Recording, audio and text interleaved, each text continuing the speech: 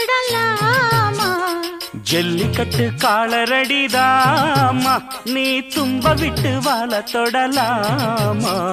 பாய் மேல பூ போட்டு படிப்போமா புது பாட்டு?